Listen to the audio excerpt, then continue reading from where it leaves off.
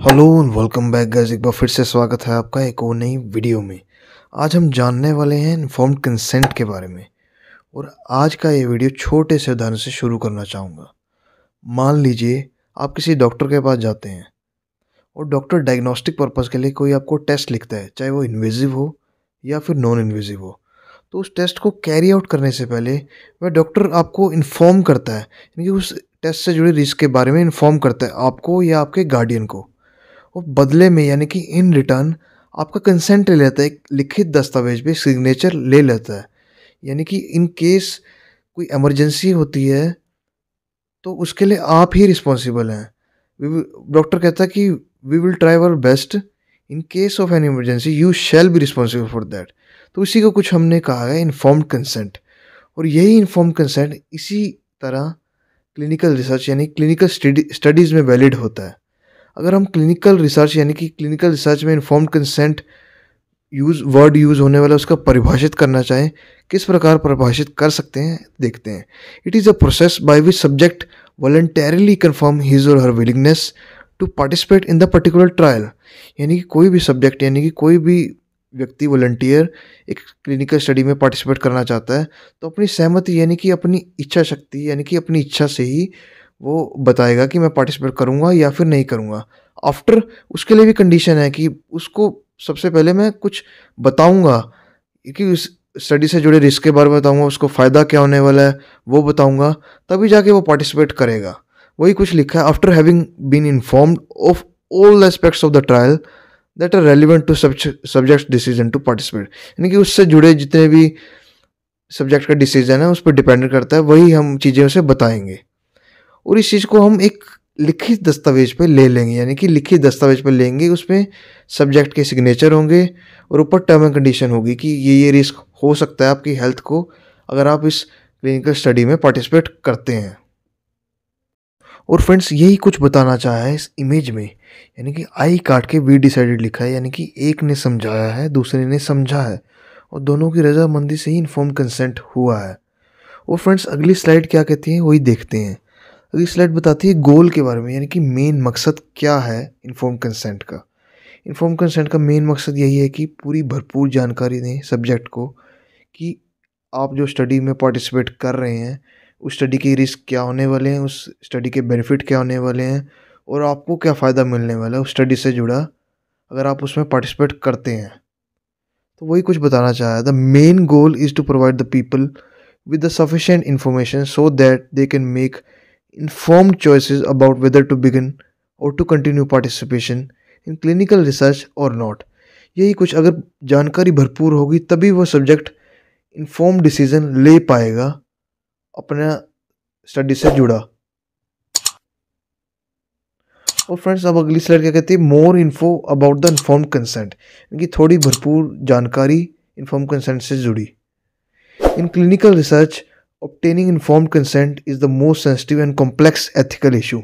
देखिए सेंसिटिव इसलिए क्योंकि सब्जेक्ट जो पार्टिसिपेट करेगा उसकी सेहत पे खतरा पड़ सकता है, यानी कि उसकी डेथ भी हो सकती है, इसलिए सेंसिटिव इशू इसलिए इन्फॉर्म कंसेंट। और एथिकल इसलिए है क्योंकि अगर कोई क्लिनिकल रिसर्च स्टडी है कि स्पॉन्सर अपने फ़ायदे के लिए उस सब्जेक्ट को उस स्टडी में इंक्लूड करता है तो वो एक तरह के एथिक्स के अगेंस्ट है, इसलिए इन्फॉर्म कंसेंट एक कॉम्प्लेक्स एथिकल इशू है। और सेकंड पॉइंट क्या कहता है, in this process the investigator provide study related information to potential subject and seeks their consent on the participation in the clinical research. कि investigator जो study करा रहा होगा वो पूरी जानकारी देगा, वही चीज़ें दोबारा रिपीट की हुई है और बदले में उसका कंसेंट लेगा। और तीसरा पॉइंट क्या कहता है, there are regulations and guidelines for how and in what manner the informed consent is to be obtained from the study. इसी के कुछ नियम कायदे कानून हैं जिसके अंतर्गत आपको स्टडी के बारे में बताना होगा कि स्टडी कैसे होगी और सब्जेक्ट जो पार्टिसिपेट करेगा उसका लीगलाइज प्रोसेस क्या होगा, उसको किस प्रोसेस से गुजरना होगा तभी वो पार्टिसिपेट कर सकता है। और फ्रेंड्स देखिए अगला पॉइंट क्या कहता है, proficient subject can understand the research information and personally decide and provide consent on the research participation. यानी कि जो काबिल सब्जेक्ट हैं, यानी कि जो उससे जुड़े डॉक्यूमेंट जो है वो पढ़ सकते हैं, वही सब्जेक्ट अपनी इंफॉर्मेशन समझेंगे, वही अपना कंसेंट देंगे। अगर हमारा सब्जेक्ट ही लुनैटिक है यानी कि मेंटली थोड़ा इल है या इनकम्पिटेंट है या कोई मेडिकल इमरजेंसी है उसकी, तो उस केस में उसका गार्डियन ही मदद करेगा कंसेंट दिलाने में। और फ्रेंड्स, अब हम जानेंगे इन्फॉर्म्ड कंसेंट की प्रोसेस के बारे में, यानी कि इनकी प्रक्रिया क्या है। सबसे पहले डिस्कशन होगा उस सब्जेक्ट के बीच और रिसर्चर के बीच कि हमारा माजरा क्या है, स्टडी क्या है। तो वही कुछ लिखा है, informed consent discussion with the subject और legally authorise person who are willing to participate in the trial, disclosure of essential information. यानी कि जो सब्जेक्ट इच्छुक हैं पार्टिसिपेट करने में, उनसे डिस्कशन की जाएगी। उसके बाद रिव्यू किया जाएगा, यानी कि जो सब्जेक्ट्स ने अपनी जानकारी दी है वो रिसर्चर या नर्स रिव्यू करेगी। और तीसरे भी पॉइंट में क्या लिखा है, कंसर्न्स, यानी कि कोई भी शंकाएं सब्जेक्ट के मन में उत्पन्न होती है, कोई भी डाउट्स हैं, उन डाउट्स को क्लियर किया जाएगा। वही कुछ लिखा है, satisfaction of all the trial related queries of a subject.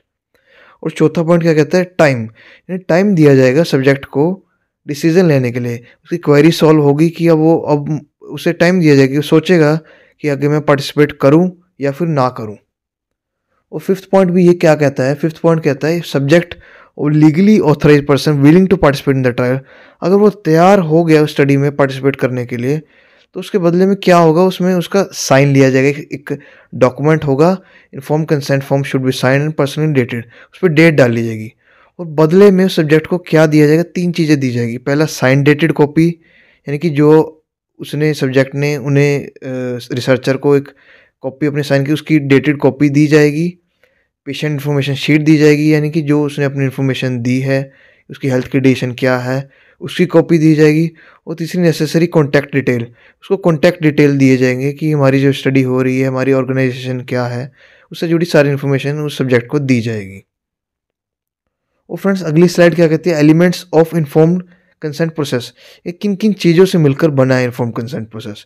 हमारे जो 3 क्रिटिकल एसेंशियल एलिमेंट्स हैं वो है वॉलंटरिज्म, दूसरा है इन्फॉर्मेशन डिस्क्लोजर, और तीसरा भी पॉइंट में हमारे को देखने को मिलता है डिसीजन मेकिंग प्रोसेस।